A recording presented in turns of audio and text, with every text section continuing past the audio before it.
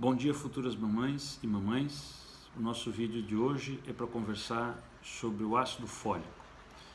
O uso do ácido fólico tem como função fazer uma prevenção dos defeitos de formação do tubo neural, de fechamento do tubo neural. Os defeitos de fechamento do tubo neural mais conhecidos são a anencefalia e a mielomeningocele, que é um defeito na coluna do bebê, nas costas, né? A gente recomenda que as mulheres que tentam engravidar, que pensam em engravidar, usem ácido fólico antes de engravidar e até o final do primeiro trimestre.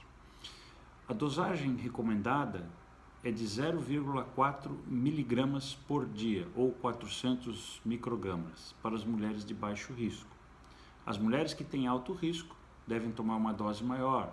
São aquelas que têm um histórico anterior de defeito de fechamento do tubo neural, ou as que têm alguma circunstância, alguma condição que seja um fator de risco para deficiência do ácido fólico. Um dos fatores de risco são as cirurgias desabsortivas, cirurgias bariátricas, são as doenças inflamatórias, as doenças do intestino, que são doença de Crohn, retocolite ulcerativa, síndrome do intestino irritável, o uso de álcool, as pacientes epiléticas que têm epilepsia e que usam anticonvulsivante. Todas essas drogas interferem na absorção e no metabolismo do ácido fólico.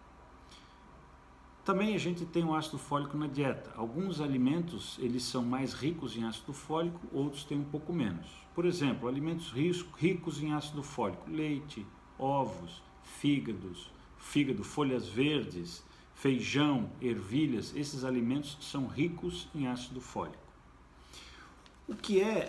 Quais são as doenças e condições que podem diminuir os níveis de ácido fólico?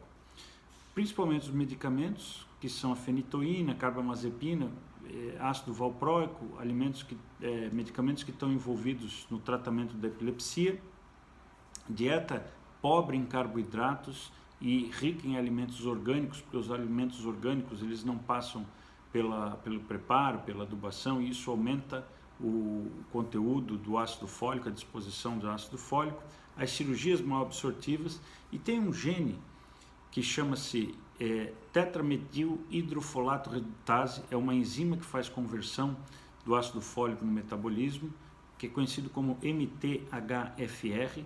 Na verdade, essa enzima, as pessoas têm mutação genética para deficiência de produção dessa enzima, e essas pacientes têm um risco de absorção reduzida do ácido fólico. Então, essas pacientes com risco devem receber uma dose um pouco mais alta do que aquele 0,4 miligramas, devem receber 1 miligrama por dia.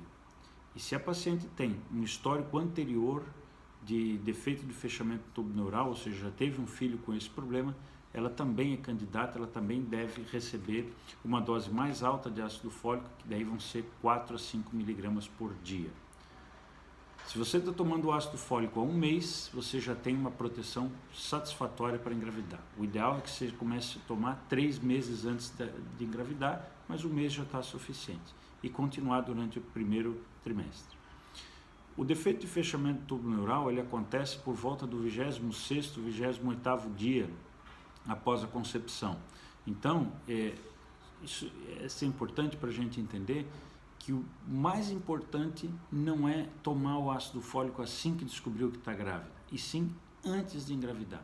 Assim que você descobre que está grávida, provavelmente o tubo neural já fez o seu fechamento completo, já está pronto, mas se a ideia é prevenção, a medida tem que ser tomada antes do problema acontecer. Fica a dica, mamães, e a gente se fala aí. Abraço!